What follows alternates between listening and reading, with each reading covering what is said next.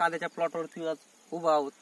तिने नेटसप टेक्नॉलॉजी तंत्रज्ञान जे वापरलंय त्यांच्याकडून आपण माहिती घेऊ, काय वापरलंय काय नाही. पहिलं तुमचं नाव सांगा, गावाचं नाव सांगा. नमस्कार, मी संतोष नानासाहेब खाटीक, राहणार टाकळीबांध, तालुका श्रीरामपूर, जिल्हा अहमदनगर. मी नेटसप कंपनीचं औषधं व स्लरी वापरली. त्यामध्ये मला रिझल्ट बऱ्यापैकी आला.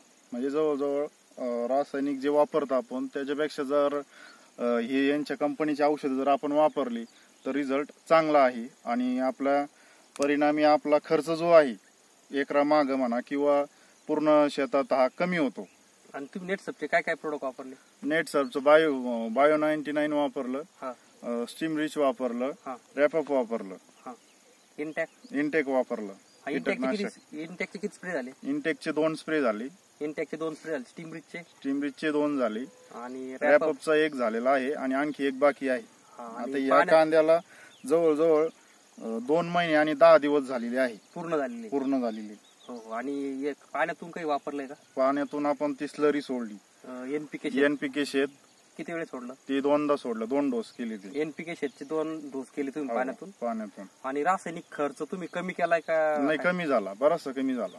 50% रासायनिक आणि 50% हे असं. पुढच्या वर्षी असं तरी वाटतंय माझ्या एकंदरी अभ्यासातून की बुवा 100% जैविक होईल. आणि आम्हाला काही कांदे साईज दाखवा. म्हणजे तुम्हाला साईज कशी वाटते कांद्याची? साईज एकदम एकच नंबर साईज. कलर पण छान आहे आणि साईज पण. आणि हे जे फुटवे असतात हे बऱ्याचशा प्रमाणात चांगले, मुळ्या पण चांगले, म्हणजे पंजास तयार झालेले आहेत. हे जे फुटवे मोजा किती? 2 3 4 5 6 7 8 9 10 11 12 फुटवे. म्हणजे जवळजवळ 5 तयार झालेला आहे. आणि साईज पण 1 नंबर आहे. पांढऱ्या मुळे पण भरपूर वाढले. आणखी त्याला तरी महिना जाणार आहे. 1 महिना जाईल भाऊ उतरायला. म्हणजे साईज चांगली होईल. 1 नंबर साईज होईल. 1 नंबर. तुमचं उत्पन्नात वाढ झालेली दिसते तुम्हाला? हो, उत्पन्नात वाढ आहे. पूर्ण आपण समाधानी. म्हणजे सॅटिस्फॅक्शन, समाधानी. आणि शेतकरी मित्रांना काय सांगू इच्छित? शेतकरी मित्रांना मी असा संदेश देतो की बुवा हे नेटसप कंपनीचे तुम्ही जैविक कडे जेवढं वळता तेवढं तुमचा फायदा राहील. हो. म्हणजे कंपनी चांगली, आपण वापरला, आपल्याला रिझल्ट 100% आलेला आहे. हो. आणि 20 ते 30% उत्पन्नात वाढ झाल्यासारखी वाटते तुम्हाला? वाढ पण झाली. जमिनीत काही बदल झालाय का? जमीन ही भुसभुशीत होती.